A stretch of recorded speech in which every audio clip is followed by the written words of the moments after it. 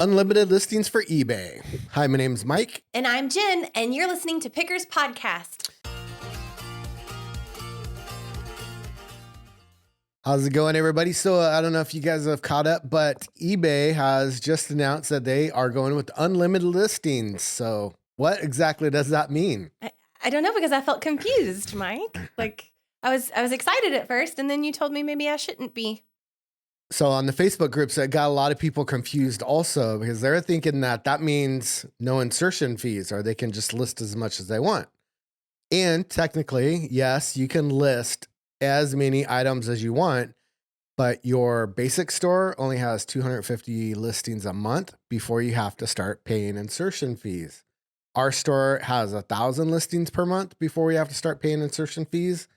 And then the bigger stores are like 10,000. It goes up way up like 200,000 or something like that. The reason why I was so confused when I saw the email was because that is exactly what I thought was going to happen. I was excited, and I was excited to tell you that I had seen it, but you had already seen the email, and I guess I just misunderstood, because I thought that that was going to be an improvement or a difference for us, and it turns out not so much, right? Yeah. So when we got top rated seller status, they gave us like 100,000 listings. So, and that doesn't mean too much. That means that, well, it kind of goes back to talking about scaling up your eBay business. If we got it to 100,000 listings, we would have to hire an employee. There would be no way. It's just too big of a store for us to handle. But so we wanted to clarify a little bit of that stuff for everyone and kind of talk about why I think eBay did this, to be honest with you. And it's clear speculation. We are not professionals at this by any means. Do you think they were just trying to get us excited, or do you think that they were trying to get us excited and that we wouldn't realize? I think it's going to be a little bit of both, because according to TikTok and Facebook, eBay sales have been going down ever since 2017. So I think that they're hemorrhaging a little bit. And I think that a lot of the eBayers that started up and then realized that eBay is actually a hard job to do, and they all just kind of fell off. So we're losing a lot of sellers on eBay. And I think that scares eBay, and they're trying to look for a little bit more ad revenue type of things. And one thing, and I hope this isn't what eBay is doing, but if it confuses a lot of people are going to pay a lot of money on insertion fees, 35 cents per insertion. Yeah, I'm kind of wondering how many people don't know or don't realize. And so I think that's really why we decided to make this the topic of the conversation for the day is, maybe it's not too late. If you're just now hearing our podcast, maybe it's not too late to save you from some insertion fees you maybe didn't realize you were going to get charged. So you hit on a topic that we have 1,000 we can list 1,000 per month without incurring insertion fees. But I know you have an update for our Tupperware. Not at one given time. Right now, we have over 600 items listed available that can be purchased. So we still have approximately 400 or so to go before we would hit that 1,000 mark where we would pay the insertion fee. And when I get a little closer, I'll be mindful of it. But you realize that they relist every month. Yeah. But I mean, it still is the number that are listed. Only for just a little bit, and they're not listed. Plus the ones that get relisted every month, that expire and get relisted every month. Yeah, but as soon as they're unlisted, that takes one away from the number that we have listed. And then when it gets relisted, the number just goes back on. So absolutely, 100%. Although you just have to watch carefully. No, that's where the unlimited listings is good for us. But one that relist, say you list 1,000 in 1 month, and then they relist 500 because you've listed 500 the previous month that are expiring and come back on. Now that's 1,500 listings that get listed that month. You may be prepared for some listing fees if you're doing that many. I feel like I get a certain number sold on a week, and then I kind of struggle to get more posted, and I just kind of go over the number that we just sold. So I think it'll be a while before we have to start being really mindful of that. But it is a possibility, and one day we probably will have to pay more attention to that. But we're still far enough away from it that I think it's okay. But if you guys are close to 1,000 listings, you need to be paying attention to that. We wouldn't want you to pay for fees you didn't realize you were going to get charged. Right. The basic store at $21 a month for the yearly subscription gives you 1,000. So if you're on the basic store though, you only have 250. Or if you're on a free account, I think you only have 250 also. It's been a while since I had a free account. So it's really easy to go over 250 really quick. And do be mindful that when you end a listing, for whatever purpose you might be ending a listing, it will stay in your ended queue for about 30 days. And that also goes for drafts that you have made. There were a few drafts that I made, and then we went on a trip and I came back and my draft was gone. I was like, where did it go? And then I did a little research and they only sit in there for about 30 minutes. So if you're of the mindset 30 days. 30 days. And so if you're of the mindset where you're just going to turn off some of your listings, you're going to have to turn them back on before they disappear on you, or you'd have to remake them. And that would be more work. So you don't want to do that. She brings up a good point. You can end your own. So eBay does it on their own every month, or you can choose to do it yourself too. And that's a little hack that we figured out how to do. But I think eBay is trying to gain new business on their account by doing this, and it's gonna cause quite a few things, cause quite a few problems if people aren't careful, other than what we already talked about. Yeah. So they're hoping to increase competition on eBay, or not competition, but increase users, which is going to increase competition for us on eBay. But I think that a lot of people are hemorrhaging out of eBay, like they're mass exodus right now to get out of the business. So I don't think we're gonna have to deal with that too much. But some of the other things are gonna be like quality control. So even on the number of listings that you have put up, or that we have, you've done a really good job cleaning, looking at, washing, and all that kind of stuff. But if you're just pumping stuff out from, like, when we go back to buying and sourcing from yard sales, we're gonna have to pay extra close attention that we're getting good quality stuff and taking the time to do it. And if you have an unlimited number of listings, that would be harder to do. Mm-hmm. Mm-hmm. As we scaled up on our Tupperware business, I built Jen one of those trending little tote slider organizers in our garage, which turned out to be pretty cool. I think I ended up getting 44 totes can be put in there. It's more totes than we have, so It is. it's great, and it's room to grow. Yeah, I definitely built it for room to grow. It's so nice. I love it. I was really stacking and unstacking and stacking and restacking and stacking and unstacking every day, and so to just go out and slide out the one that it's so sweet. Thank you. Yep, we have a cool little inventory management system that we keep on a spreadsheet, and it's just tote 1, tote shelf 2, whatever it is. And then inside, I think you've numbered the Tupperwares also inside by listing number. If I thought I was going to get confused by it, I started using some very inexpensive gallon-sized Ziploc bags for some of the items that I've had to pay attention to. I want to make sure that we ship out the exact one that I took pictures of that got put in the listing. And so we have a number anyhow, so I've just been using that number on black Sharpie marker on the bag just to make sure that the right one gets pulled on some of the items. Some of them are so obvious, but on the ones that are less obvious, I've been trying to help myself. I've been trying to help future Jennifer get it right and make it easier for myself when it's time to go pick that item. And could you imagine if you didn't have an inventory system on how to go find that stuff? No. Out of 44 bins, if you had 44 bins to go to find, which one did I put that in? And there was some poor woman in one of the forums that I follow recently that said that she shuffles everything on a shelf when it's sold. Like, she didn't think it all the way through, I don't think, when she started. And so she's moving the product a lot each month. And I thought, oh, I'm glad that I thought through that. Like, of course you're going to sell things. Of course the spot on the shelf is going to become empty. Then what, So I'm really happy with our current. Just think about the stress that would cause selling something and thinking that you know where it's at and then going to find it and it's not there. I would freak out. We do have some friends that had mentioned that to me one time. A friend had sold something and she could not find it. And I just feel like not good. That just feels like awful. No. Oh no. So just start out when you're starting small, when you're just beginning, get an inventory system and then build upon that. Make it grow. It could be very simple. Simple as writing it down on a piece of paper with numbers. No big deal.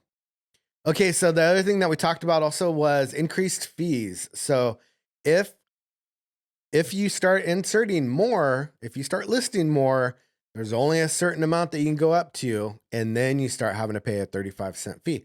Did you know that the fee only used to be 10 cents back in the day? I remember that. That Yeah. was kind of crazy that it's went up to 25 cents. So be careful, because that's not only the number that you list in that month that you do yourself, but it's the ones that eBay cancels or stops or relists. I think they call it relisting. They relist it for you at the end of the month, which counts towards your monthly allotment without insertion fees. A lot of people don't understand that and don't get that, and that happens. And we've paid the stupid tax before, and we've done that a couple times. Didn't get us too bad. I think we only had No, just a that couple. and putting it in 2 different categories too. If you put it in one category, it's okay. If you put it in 2 categories, then it charges an insertion fee. There's also a feature where you can make your headline bold, or you can make it stand out differently amongst the other ones in the lineup, and that also costs a little fee It also. does? Yeah, Oh, the bolding your title. There's several little like add-ons yeah. for eBay, and we don't use any of those really. So And our sales are suffering because of it. maybe. Seller performance. Here's a good one. We have top rated seller, like I was telling you. And it's not bad to get. Jennifer is really good about communication and packaging, and we have a lot of really great reviews. There was only one kind of a dirty review that was printer cartridge ink didn't work, but he thinks that it was his printer that was bad, and he gave us a neutral comment. And I'm like, dang it, why'd you do that? Why didn't you just not leave a comment at all? It wasn't our fault that the printer ink didn't work. It was a neutral, thankfully, and they Yeah. don't really do too much to your overall. eBay is still pretty happy with us. I think if we ever had any problems, that they would actually help us inside on our side, because you have such a good quality customer service. Hopefully, we'll see. So those were the negatives. Now, the positives. Now you can substantially grow your business. If you have a lot of inventory, you can get that stuff listed. It's going to take you time to get to that level, especially if you're just like at a basic store or a standard store, whatever they're called. I don't even know what the names of the stores are called. But eventually, as long as you sit down and do the math and you have whatever amount of listings that you can have for that month, just do about half of those for 1 month. And then the next month, do the next half, because the half that you did this month, they are going to relist in the next month when eBay relists them. So that's going to count towards your current amount that you have with free with free insertion fees. So just be careful with that. Sit down, do your math. But like, say in 6 or 8 months, like Jen was saying, we have a ton of listings up on eBay right now, and that's fantastic. That's a great way to build your store. Now, remember though, that it's essential to be strategic about this, and you got to focus on quality while you're sourcing. Don't just grab a bunch of junk and list it. Take care of it, clean it up, whatever you got to do, make it look nicer. And then also make sure that you're providing great customer service. If you have 100,000 listings, you could potentially be asking 100,000 or answering 100,000 questions. So make sure you have the time for that too. So it's all relative, but the biggest thing though is to have fun. Just have fun with what you're doing. We seem to have a lot of fun with what we're doing on eBay. Speaking of fun, any kind of comments, good comments you want to leave, go ahead and leave them down at the bottom of, if you're listening to the video, or shoot us a message over on Instagram or any of one of those places. And it's @Pickers Podcast. I also wanted to really thank all the brand new subscribers that we have. We have gained like 120 new subscribers. So cool. I know, in the last couple of weeks. So over on YouTube, it's great. The audio one's going really good. I'm really surprised that so many people want to hear our voice. It's kind of crazy to hear our ideas. Yeah. They probably don't want to hear our voice. That's probably the worst part, but they want to hear our ideas. They want the info. But we're happy to share the info. Yeah.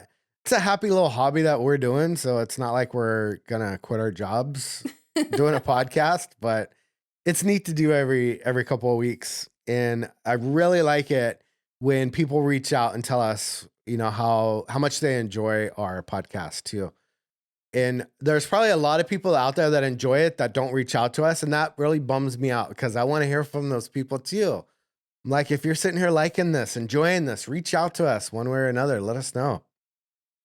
And then if you are watching on YouTube and you are not subscribed yet, and I could tell by the analytics that a lot of you guys aren't subscribed that are watching over on YouTube, go ahead and hit that subscribe button, hit the little bell notification. That makes sure that it will email you or pop up, let you know notification every time we drop a new video. And trust me, you want to get notified when our video is released because you would miss the Tupperware update. What about this Tupperware update, man? Man, it would be so sad if you missed out on the update. I know. It's a big old journey that we've been going on. So a quick recap for anybody that's new. We went and found a storage unit full of vintage Tupperware, new, old stock.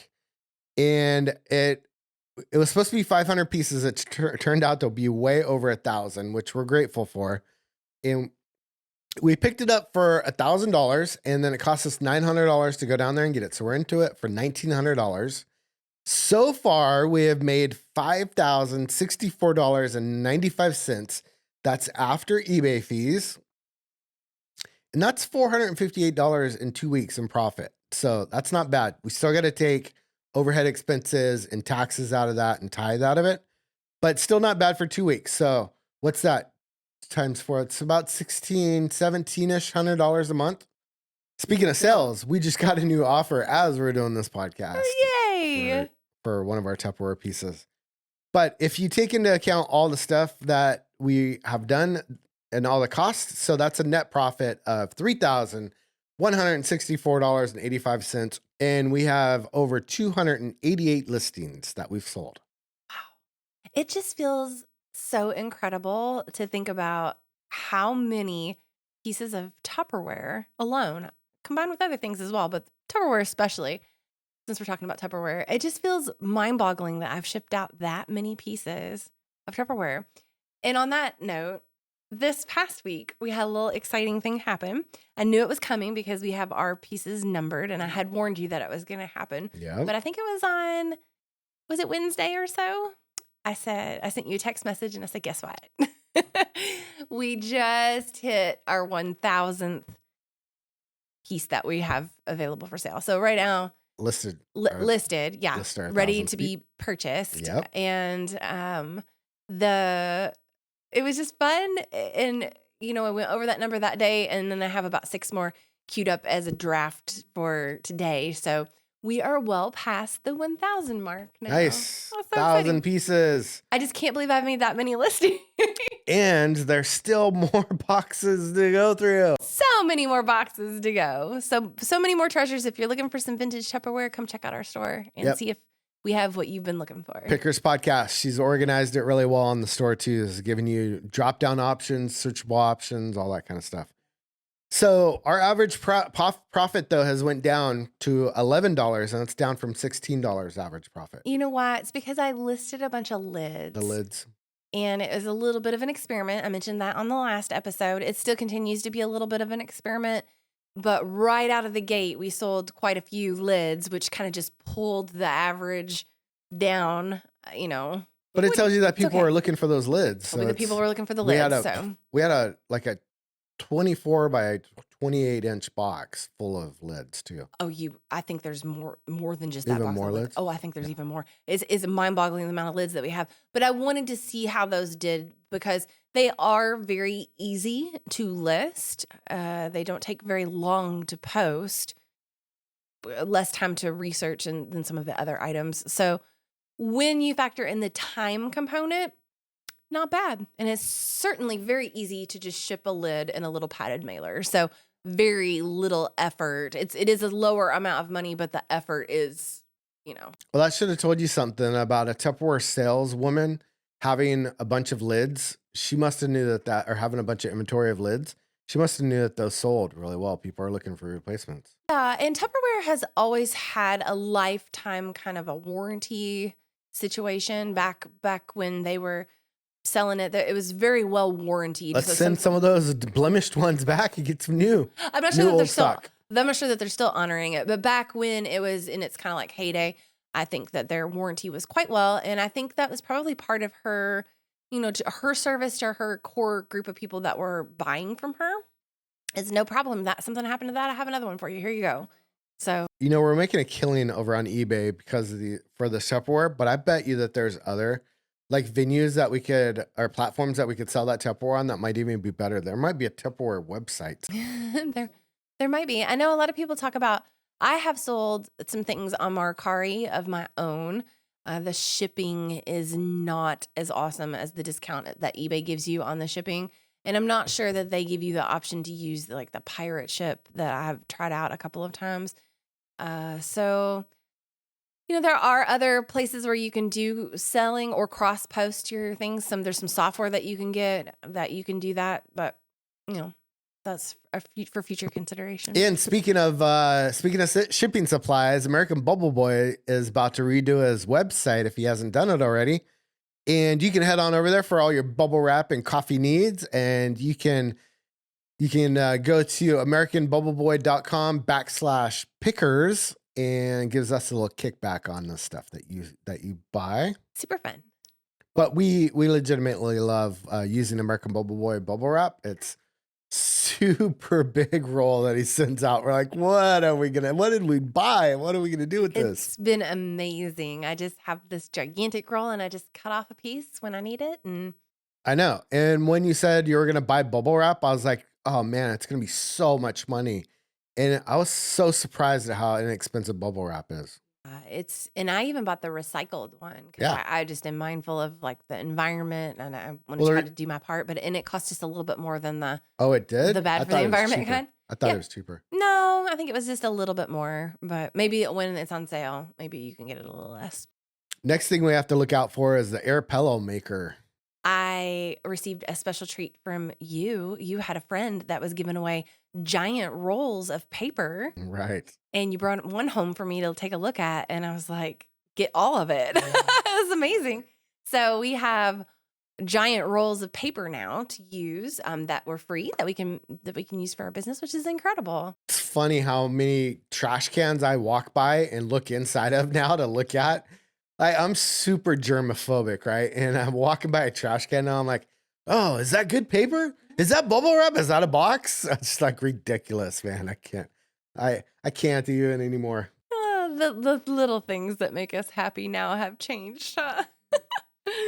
All right. Thanks for joining us. It's kind of a shorter little episode, but we wanted to give you that update, because there was a lot of confusion on the forums, like I was telling you. So we just wanted to jump on and tell you what was going on and speculate why eBay was actually doing this. So, all right, fellow pickers, go find your treasures one story at a time. and remember, it's not reselling if you're paying for insertion fees. Don't do it. Don't do it.